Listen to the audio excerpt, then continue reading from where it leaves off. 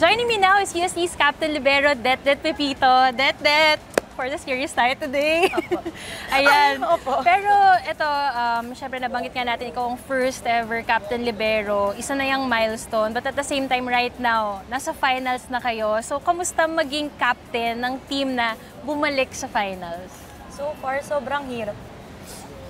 Hindi, ano naman po, masaya po. Kasi nga, yun, katulad nga po ng sinabi ko sa press con, sobrang honored ko nga po kasi na maging captain ball sa ganitong promising young team pa. Alam mo yun, parang nasaktuhan talaga na, parang binigay ba ni Lord na kabatch, halos kabatch, same age po kami. And yun, hindi naman po niya ako pinahirapan sa team na to kasi mababait naman po sila.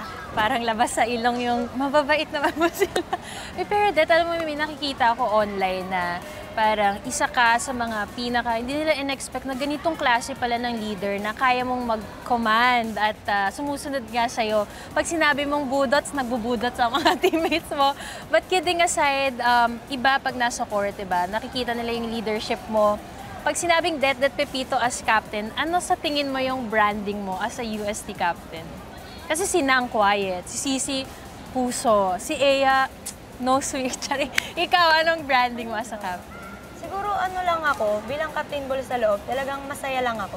Ganun. Masaya lang talaga akong tao, not unless talagang sasagarin na nila ako na anong kabaliktaran ng masaya, galit na. Galit. Galit, yan, ganyan po. Pero this season, alam mo yung naging journey ninyo, halos perfect, medyo natapilok ng konti, pero kapag kami mga ganong challenge, paano ka sa mga teammates mo?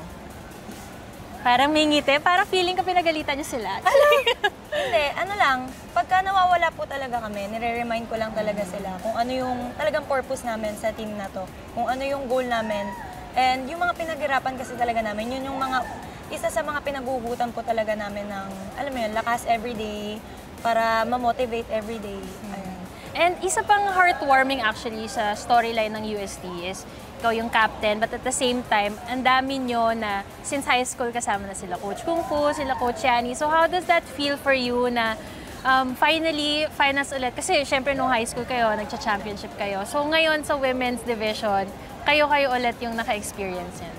Siguro this time kakaiba po kasi nga usual nga po nakasama ko lagi sila Ate Iya pagka finals appearance. Parang ayun nga, parang unbelievable po yung feeling na parang ako na yung nagdadala ng team na to, pero same yung coaches. Sobrang saya lang po and ayun, grateful po talaga. Ayan, pero syempre malapit na nga ang finals and kakaibang bakbakan na to pagdating dyan sa dulo. Ano yung pinaka may expect pa namin sa inyo na siguro hindi pa namin nakita? Ano ang secret nga eh? Ano na lang ang pasabog ninyo para sa finals? Sabi nga ni Coach Kung Fu, ipipilit namin baguhin yung result nung previous po na finals appearance din po nila Ate Ea versus Ate Nea. So, pipilitin po namin mabago ang tadan. Abangan pa natin kung ano yung ipe-perform ninyo sa finals. And syempre, good luck, Det, and the rest of the UST Golden Tigresses.